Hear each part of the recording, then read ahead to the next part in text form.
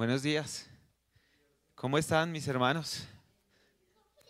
¿Con frío? Sí. Bueno, ya ahí te calientas en los brazos de mamá. Espectacular. ¿Cómo están? ¿Bien? ¿Sí? Bueno, mis hermanos, al parecer el hermano Héctor no fue el único que tuvo que levantarse temprano en la madrugada. Eh, Anoche, más o menos a las 2 de la mañana, mi hijo enferma, tiene que ir al baño, tiene que vomitar. Dentro de mí pensaba, pero ¿por qué precisamente el sábado, cuando el domingo hay que madrugar para ir a la iglesia, ¿verdad? Y le decía esta mañana, bueno, ¿cómo te sientes? Me dice que bien. Y le digo, ¿no se te ocurrió enfermarte otro día, sino el sábado? ¿Por qué no programas bien los días en los que te enfermas? ¿Por qué no lo planeas mejor? Mira cómo tomas esas decisiones. Y como que me miraba y se quedó así, no supo qué decir, pero si hubiera podido decirme algo, dice, pero yo cómo voy a planear y cómo puedo programar enfermarme, ¿verdad? Y después seguimos hablando de otras cosas y le dije, bueno, hoy tienes que hacer esto y me vas a acompañar y debes estar hoy todo el tiempo conmigo porque estuviste enfermo, entonces debes estar junto con nosotros. Dijo, no, es que yo quiero hacer esto. Digo, no, ¿y si te enfermas? Dijo, no, es que yo ya no me voy a enfermar más. Digo, pero eso sí lo pudiste planear, eso sí lo puedes decidir. Y de una vez pensé en la soberanía de Dios y dije, ahí así somos todos, ¿no?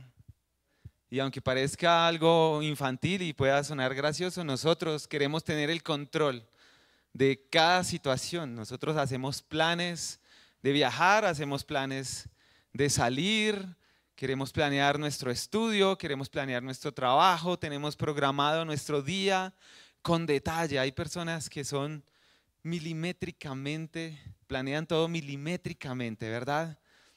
Pero nuestros planes fallan. Entonces tenemos plan B, plan C, plan D y todos los planes pueden fallar porque no tenemos el control. Pero ¿saben quién tiene el control?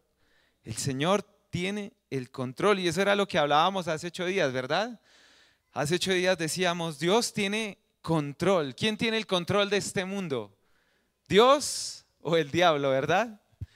Y llegamos a la conclusión absoluta que aún Dios tiene el control del diablo, ¿verdad? Dios tiene el control sobre su creación, tiene el control sobre cada cosa, cada centímetro cúbico de este universo. Si Dios no tuviera control sobre cada centímetro cúbico, ya no sería soberano, si no lo tuviera. ¿Listo? Bueno, les voy a leer un versículo, es Jonás 2:9.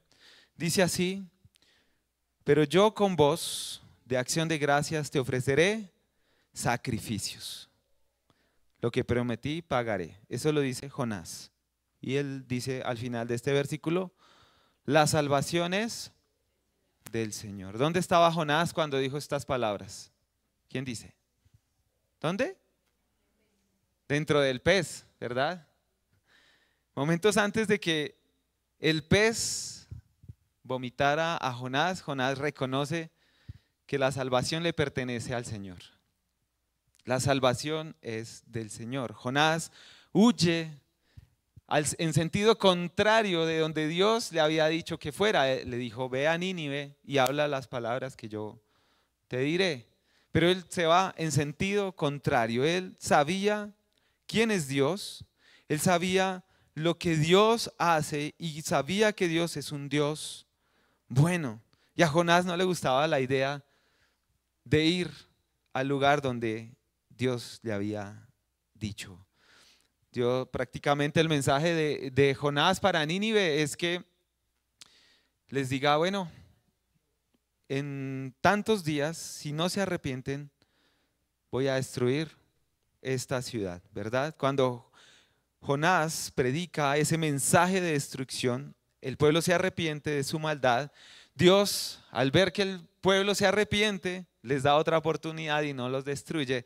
Entonces Jonás ya al final del libro dice, con molestia, ¿sí?, de una vez manifiesta nuevamente su molestia y ora al Señor en Jonás 4:2 y dice, Señor, ¿no era esto lo que yo decía cuando aún estaba en mi tierra?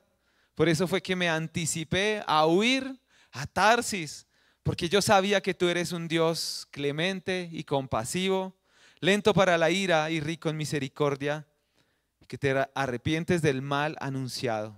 Jonás no quería que Dios salvara a Nínive. No quería que Dios tuviera misericordia de esa nación pagana. Hijos del diablo, ¿verdad? Si hubiese dependido de Jonás, menos mal que Jonás no tenía el control, ¿verdad? Si hubiese dependido de Jonás, el pueblo de Nínive hubiera sido destruido el primer día, ¿verdad?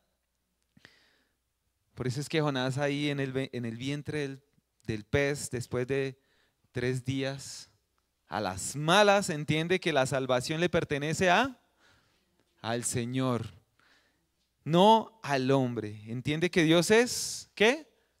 Soberano, ¿verdad? De eso se trata lo que vamos a hablar en gran parte de esta mañana, que Dios es soberano en la salvación.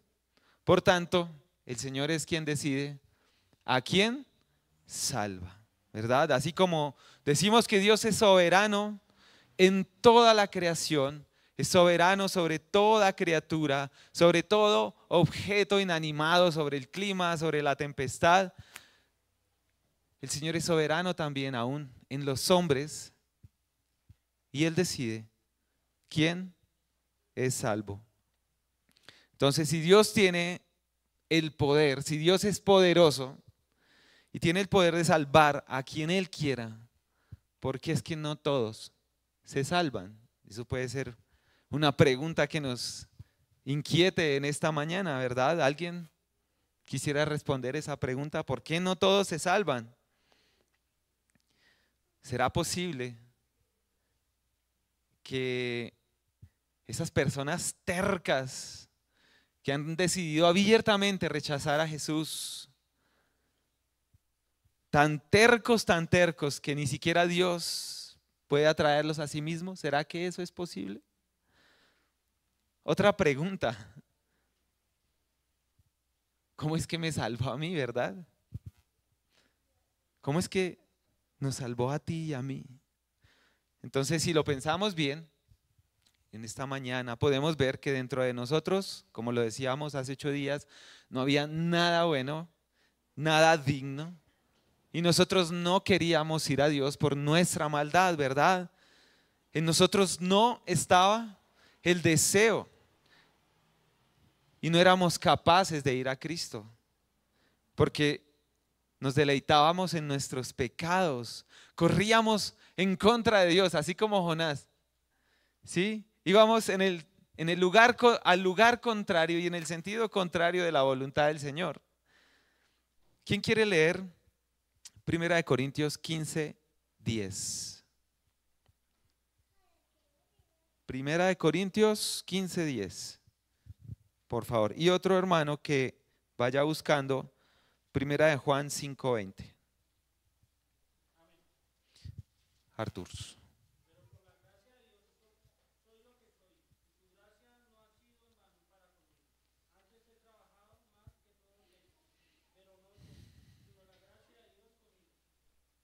Amén. Dice el texto, por la gracia de Dios, soy lo que soy. Así que la gracia de Dios, que Él otorga de manera soberana, ¿verdad? La otorga a quien quiere. Lo hace de manera soberana. ¿Qué dice 1 Juan 5:20? 1 Juan 5:20.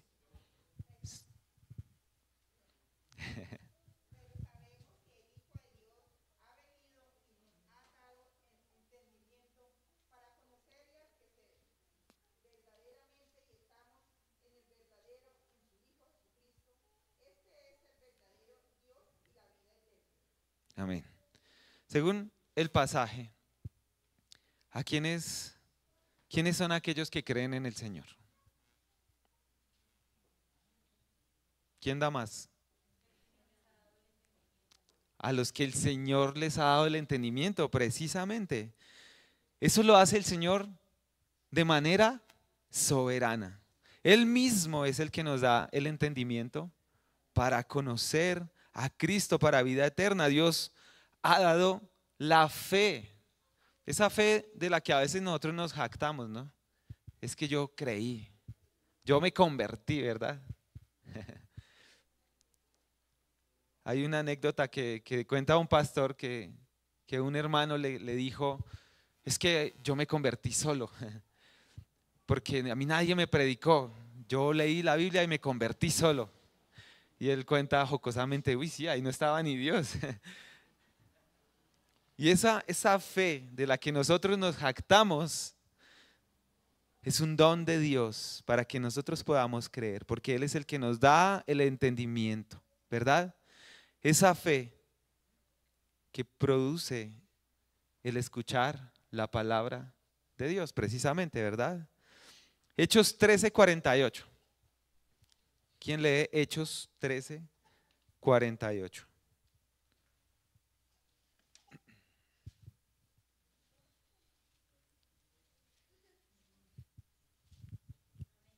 Amén.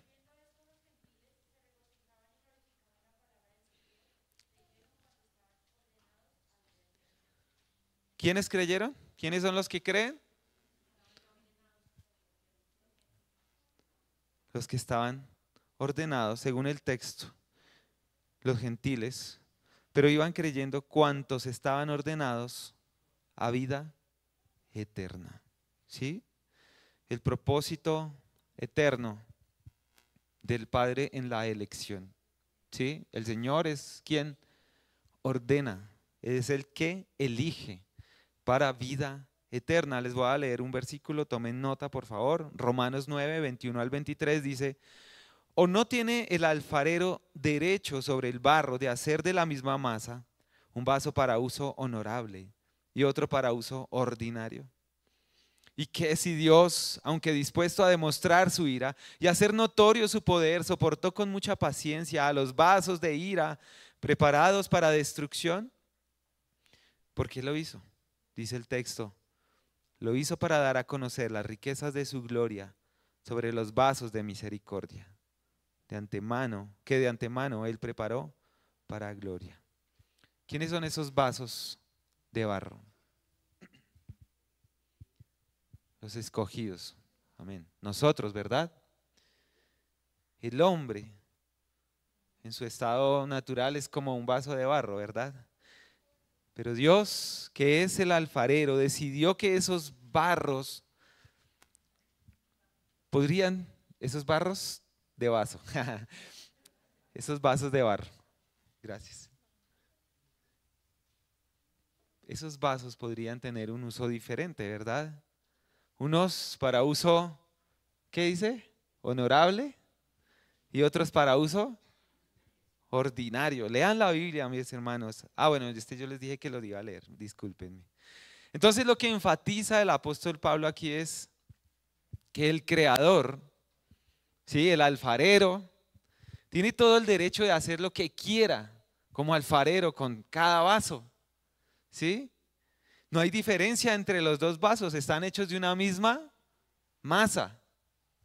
Entre ellos también, todos nosotros en otro tiempo, esto lo dice Efesios 2:3, vivíamos en las pasiones de nuestra carne, satisfaciendo los deseos de la carne y de la mente.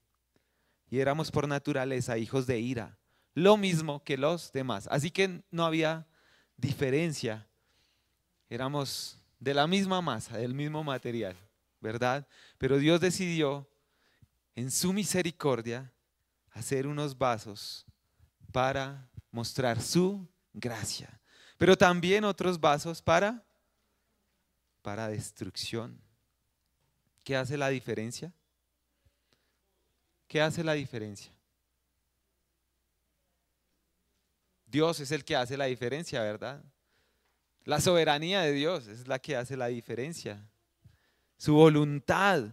Él decidió salvarnos. Realmente el que hace la diferencia no es el hombre, no es si yo decido ir a Dios o no, es Dios mismo. Él ha hecho unos vasos para honra y otros para uso ordinario. Algunos son vasos preparados para destrucción y otros son vasos de misericordia que Él preparó de antemano para su propia gloria. Así que el objetivo del Señor en la salvación es su propia gloria. ¿Por qué lo hizo? ¿Fue algo que vio en ti? ¿Fue algo que vio en mí? No, ¿cierto? Dios en su amor nos deja conocer estos pasajes.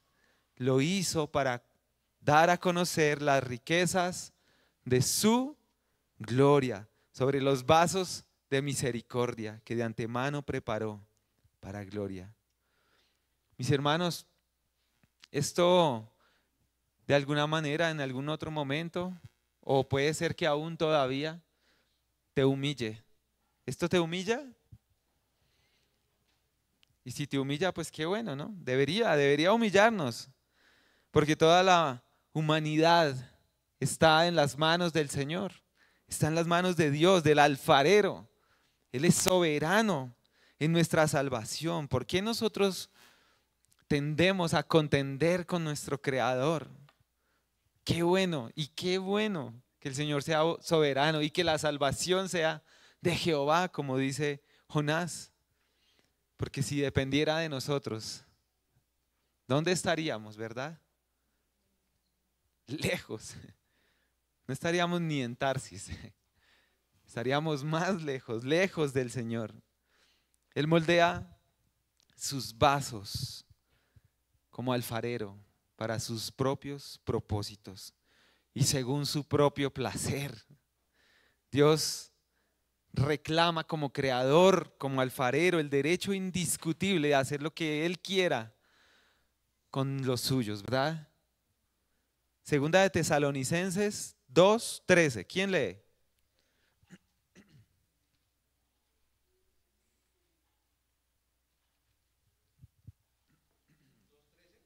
2:13. Segunda de Tesalonicenses 2:13.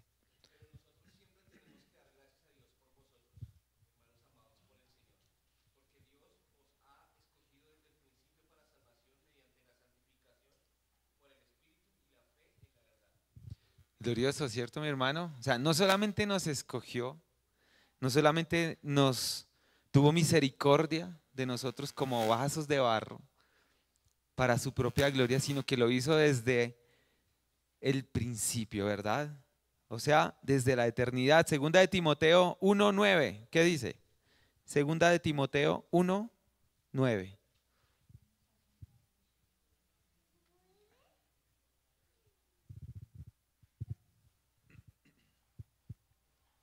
Segunda de Timoteo 1:9.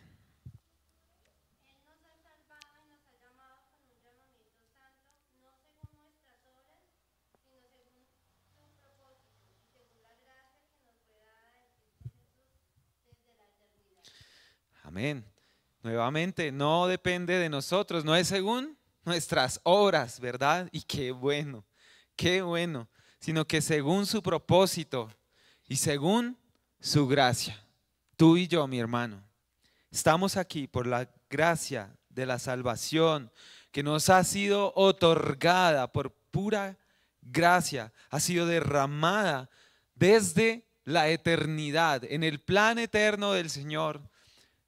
Se reunió Dios con Dios y decide salvarnos.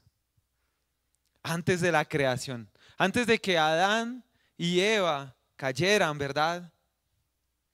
Ya Dios había predeterminado que seríamos salvos por su gracia, por su soberana elección. Antes de nuestro nacimiento, antes de que tú nacieras, Dios había determinado lo que hoy iba a pasar contigo respecto a la salvación. En la eternidad, el Señor dijo, ¿quiénes habrían de ser salvos? Eso tiene que maravillarnos, mis hermanos, porque en nuestras manos, y si fuese por nosotros, no estaríamos acá. Así que podríamos llegar a otra pregunta. Según todo esto, ¿por quién murió Cristo? ¿Por quiénes? Por los escogidos. Muy bien, Noah, muy bien. Eso, así, fuerte, decidido. Tenemos que decir, mis hermanos, que Cristo murió por todos aquellos a quienes había elegido soberanamente en la eternidad antes de la fundación del mundo. Amén. Él no murió por todos. Eso puede que nos humille, ¿verdad? Dice Arthur Pink en su libro sobre la soberanía de Dios: Cristo murió no meramente para hacer posible la salvación de toda la humanidad, sino para asegurar la salvación de todos los que el Padre le había dado. Glorioso, ¿verdad? Alguien que busque Romanos 9, 13 al 18. Y mientras lo busca, yo le leo Proverbios 16, 4. Dice: todas las cosas hechas por el Señor tienen su propio fin. Y dice: hasta el impío para el día del mal. El Señor no se le ha salido nada del control. Y Él ha decidido, de hecho, qué pasa o qué va a pasar con el impío. Tiene un fin, hay un propósito en el malo, en el impío. Bueno, Romanos 9, 13, 18, ¿qué dice? Mire.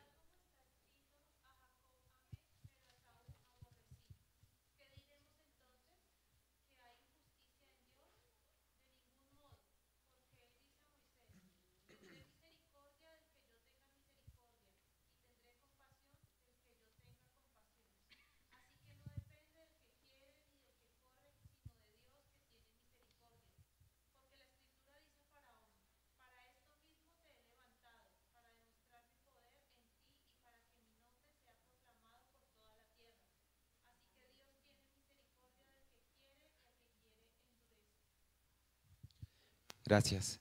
Hay una anécdota que se cuenta de Charles Spurgeon y dicen que él se bajó un día del púlpito hablando precisamente de esto y de este pasaje. Y cuando se baja se le acerca a una hermana y le dice: no, yo no puedo entender cómo Dios es que aborrece a Esaú. Y la respuesta del pastor es: y yo no puedo entender cómo es que Dios amó a Jacob. Si hay algo en lo que no hay sentido, realmente es como Dios tiene misericordia de nosotros, siendo pecadores, hijos de la ira, merecedores de la condenación y del mal eterno, ¿verdad? ¿Cómo Dios me pudo haber amado?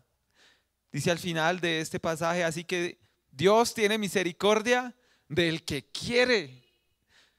Y en su soberanía, y piensen esto, el Dios del que hemos venido estudiando todo este tiempo, en sus atributos y sus perfecciones, ese Dios tan grande y eterno que sobrepasa todo límite de nuestra imaginación, se fijó en ti y en mí y tuvo misericordia. ¿Cómo pudo tener misericordia? ¿Cómo me pudo amar? Así que cuando vemos esa parte donde dice: a Esaú aborrecí, y cuando dice del que quiere o al que quiere endurece, no nos debería asombrar, es lo más normal. Dios es un Dios justo, ¿verdad? Por nuestra maldad y por la maldad del hombre y el pecado del hombre, el hombre merece la ira eterna. Así que si hay algo en lo que podemos cuestionarnos y preguntarnos esta mañana, es cómo Dios tuvo misericordia. ¿Por qué? ¿Qué vio en mí? Realmente no vio nada, ¿verdad? El motivo del amor de Dios está en Él mismo. Así que podemos pensar en el acto más grande de amor del Señor en esta mañana, y es en la cruz. Y es el acto donde donde se muestra la soberanía en su máximo esplendor, porque ante el mal más grande de la humanidad se hace el acto más grande de amor y más grande en cuanto a su soberanía. Y vemos como el mal más grande fue encaminado al bien más grande, ¿verdad? Piensa en el peor mal que te haya pasado a ti. En esas situaciones donde tú has cuestionado al Señor y dices, Dios, ¿por qué? Y donde no entiendes y no sabes por qué ni para qué. Ahora piensa en el mal más grande de la humanidad, de la historia de la humanidad. Y piensa cómo Dios encaminó ese mal para el mayor bien de la humanidad, ¿verdad?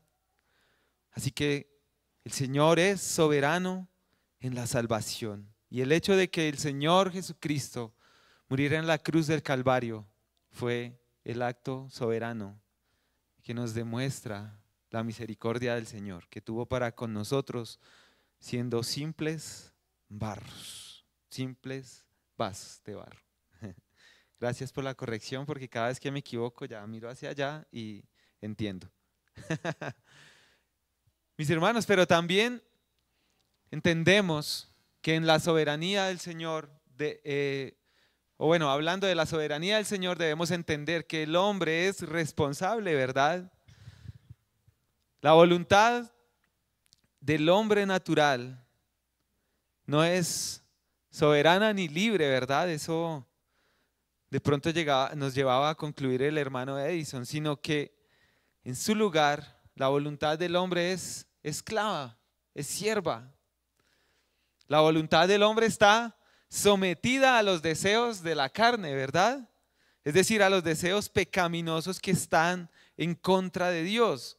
Y lo cierto es que el hombre natural no es libre, es esclavo. Eso debe quedarnos claro, porque la naturaleza del hombre es ser esclavo por el pecado, ¿verdad? Jesús dijo en Juan 8:34, les digo la verdad, todo el que comete es pecado, es esclavo del pecado. Entonces, ¿qué relación hay entre la soberanía de Dios y la responsabilidad del hombre? ¿Qué relación hay? Pregúntense ustedes ahí. Podríamos llegar de pronto a un extremo, ¿no? Del fatalismo. ¿Se han escuchado la palabra fatalismo?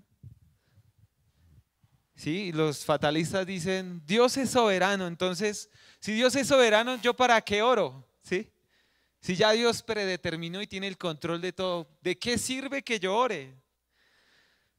¿De qué sirve si Dios sabe quiénes van a ser salvos y quiénes no? ¿De qué sirve que evangelicemos? Eso es lo que, entre otras cosas, lo que dice el fatalismo. ¿Para qué orar? ¿Para qué evangelizar? Cosas como estas, mis hermanos, lo que sí debemos tener claro es que están en contra de las Escrituras. La palabra de Dios afirma que Dios es soberano, ¿cierto o no? ¿Sí? Y que tiene el control.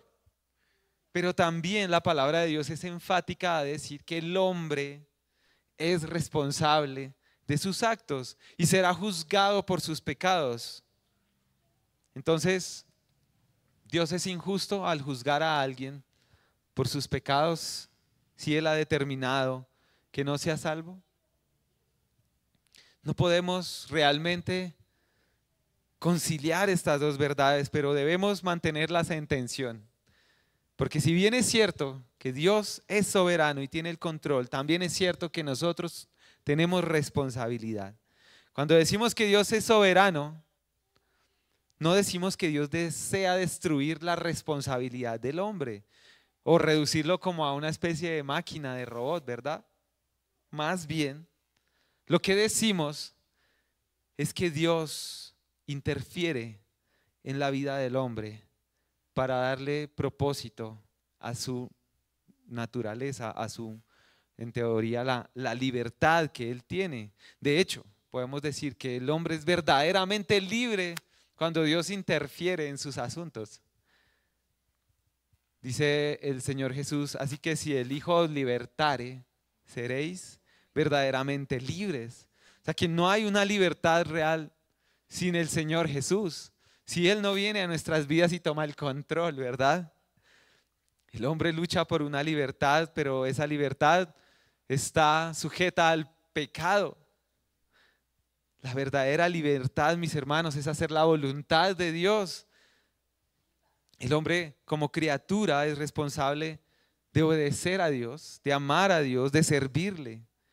Como pecador es responsable de arrepentirse de su maldad, de creer en el Evangelio. El hombre es responsable ante Dios porque tiene esa capacidad natural que Dios mismo le dio para obedecerle. ¿Tienen alguna duda? ¿Alguna pregunta hasta ahí? ¿Les suena extraño? ¿No? ¿Todo claro? Bueno. Así que el hombre es responsable porque tiene la capacidad que Dios mismo le ha dado.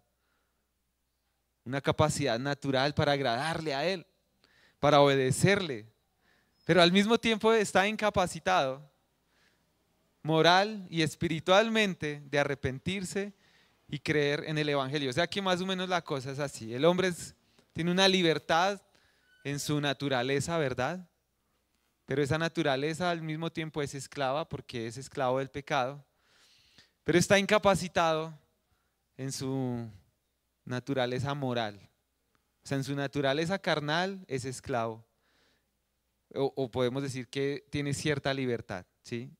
Pero en su naturaleza moral es incapaz. Es incapaz. Entonces, el hombre es responsable ante Dios, pero tiene la capacidad natural de agradarle. Y al mismo tiempo está incapacitado moralmente para hacer lo bueno por su propio pecado. ¿Sí? Bueno, pero también entonces nosotros debemos ser enfáticos en que Dios no produce el pecado. ¿Sí? Porque si Dios tiene el control, podríamos llegar a pensar que Dios es autor del mal, ¿no? Dios no es autor del mal. Más bien lo que Dios hace es darle dirección al mal. O lo puede restringir o lo puede dirigir. De manera que el hombre podría hacer lo que quiera en su maldad, pero Dios tiene buenos propósitos, aún en medio del mal que podamos ver. ¿Sí? La mente del hombre, dice Proverbios 16:9, planea su camino, pero el Señor dirige sus pasos. Entonces, ya para finalizar, mis hermanos, el Señor es soberano. ¿Y cómo podemos entonces orar? Ya viéndolo un poquito de manera práctica, ¿cómo podemos orar a un Dios que es soberano? Tenemos que tener mucho cuidado con la manera que oramos porque Dios es perfecto y sus planes son eternos y han sido diseñados con la perfección de su sabiduría. Entonces, ¿cómo podríamos nosotros cambiar la voluntad de Dios? ¿Sí? ¿Cómo podríamos atrevernos a hacer cambiar la voluntad de Dios o a torcer el brazo de Dios, como nos habían dicho antes? Si decimos que Él conoce el fin desde el principio. Nosotros cuando oramos, mis hermanos, no estamos hablando o no le hablamos al genio de la lámpara. Dios no está a merced del hombre. Dios no puede simplemente estar subordinado a los deseos del hombre. Si fuese así, ¿qué esperanza tendríamos nosotros de confiar en un Dios que cambia según los caprichos del hombre? Pero entonces, ¿por qué Dios nos manda a orar, no? Seguimos ahí como con la pregunta, ¿cómo le oramos? Bueno, mis hermanos, Dios ha designado la oración para que por medio de la oración nosotros podamos darle en primer lugar honor a Él, ¿sí? Para que podamos alabarlo, para que podamos reconocerlo como Dios soberano precisamente sobre su creación. Cuando oramos nosotros debemos ir al Señor entendiendo lo que Él es y reconociéndolo por lo que Él es y por lo que Él hace y dándole el honor que Él merece. La oración entonces viene a ser un acto de adoración verdadera y es para la gloria de Dios. Así que debemos ir a ante Dios soberano en dependencia de Él, y eso es dándole el honor a Él. En segundo lugar, oramos para la bendición espiritual. La oración es designada por Dios para nuestra bendición espiritual. La oración es un medio de gracia, ¿verdad? Es el medio de gracia por el cual nosotros somos bendecidos. Antes de nosotros pensar en la oración como la fuente de nuestro placer, de nuestra satisfacción, de nuestras necesidades, debemos pensar que la oración ha sido dejada por Dios para que nosotros nos humillemos y podamos ser bendecidos al humillarnos y podamos ser bendecidos espiritualmente al tener comunión con nuestro Dios. Amén. Yo sé que aquí hay muchos hermanos que les encanta la oración. En tercer lugar, para nuestras necesidades. Y sí es importante nuestras necesidades, y el Señor como Padre tiene cuidado de nosotros. Así que no podemos dejar de orar por nuestras necesidades. Si Dios ha preordenado todas las cosas, ¿por qué oramos entonces? Si Dios ya sabe lo que necesito, ¿por qué orar? Cuando vamos al Señor a orar por nuestras necesidades, no se trata de que le informemos a Dios, ¿sí? Como si Él fuera ignorante de lo que necesitamos. Porque dice la palabra que Dios ya sabe lo que nosotros necesitamos antes de que se lo pidamos, ¿verdad? Pero en la oración nosotros lo que sí hacemos es reconocer delante del Señor nuestras necesidades. Algo que le escuché hace poco a un pastor es que aún antes de que nosotros oramos, el Señor ya sabía que necesitábamos. Así que cuando oramos a Él y le contamos nuestras necesidades, Él no es tomado por sorpresa, no está recientemente informado. Así que Dios ha mandado a orar. Dios nos ha mandado a orar sin cesar. Y es por eso que al acercarnos a Él en su soberanía, en oración debemos tener fe y confianza. Esa es nuestra responsabilidad, de que Él hará según su voluntad. Su voluntad es buena, agradable y perfecta. Entonces, al pedir a Dios, mis hermanos, y exponerle nuestras necesidades, al final podemos decirle al Señor, como le dijo el Señor Jesús en el huerto de Getsemaní, que no se haga mi voluntad, sino la tuya. Porque podemos estar pidiendo en algunos momentos para nuestros deleites, ¿verdad? Así que no se haga mi voluntad, Señor, sino la tuya. Entonces, al reflexionar sobre la soberanía del Señor en nuestra vida práctica, debemos tener en cuenta que al orar, oramos a un Dios soberano. Al reflexionar sobre la soberanía de Dios, es necesario que veamos más que una doctrina de la soberanía, que podamos reconocer un poco más a nuestro Señor, ¿sí? Nuestro Dios es soberano y puede que no entendamos todo lo que se haya dicho acá, pero lo que sí sabemos es que Él tiene el control y que no hay nada que se le escape de su control.